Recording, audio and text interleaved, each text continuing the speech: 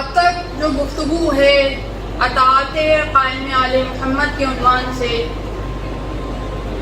اس میں ہم نے اس اہم نقطے کو درک کیا کہ جب تک ہم اپنے نفوس پہ تصرف وقت کے ولی برحق کو نہیں دیں گے،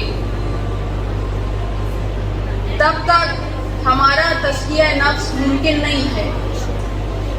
تو تزکیہ نفس کے لیے اور ہمارے ارتباط کے لیے، ہمارے تعلق کے لیے، امام سے تعلق کو قائم کرنے کے لیے یہ ضروری ہے کہ ہم اپنے نفوس پہ ولی برحق کو تصرف دیں۔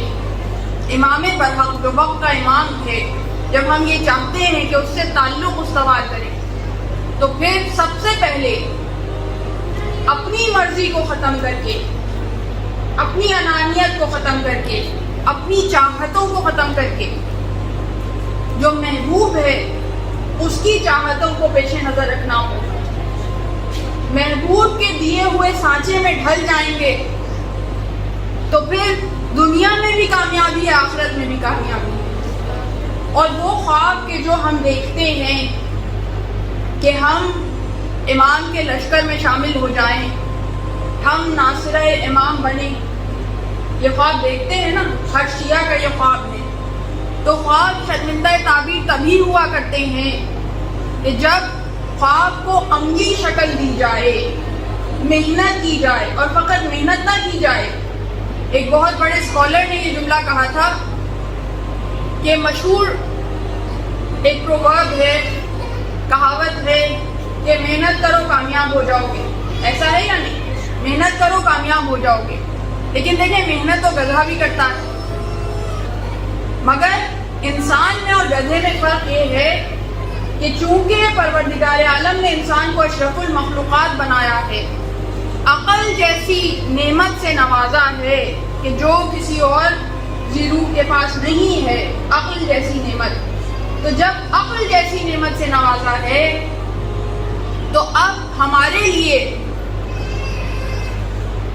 لاہ عمل یہ ہے کہ محنت کرو کامیاب ہو جاؤ گے، یہ نہیں ہے، محنت کرو حکمت عملی کے ساتھ تو کامیاب ہو جاؤ گے۔ تو محنت کرو حکمت عملی کے ساتھ۔ حکمت عملی کیا ہوتی ہے؟ اسٹریٹجی، یعنی پلان آف ایکشن بنایا جاتا ہے، ایک گول سیٹ کیا جاتا ہے اور اس گول سے ریورس انجینئرنگ کی جاتی ہے، یعنی اس گول سے پیچھے آیا جاتا ہے۔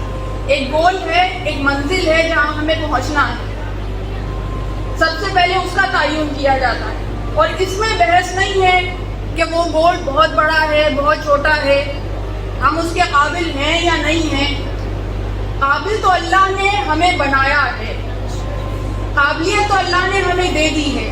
سب سے پہلے اشرف المخلوقات بنایا، اس کے بعد مسلمان بنایا، اور اس کے بعد اس مکتب اہل بیت سے متصل کر دیا کہ جو منتخب کردہ لوگوں کے لیے ہے۔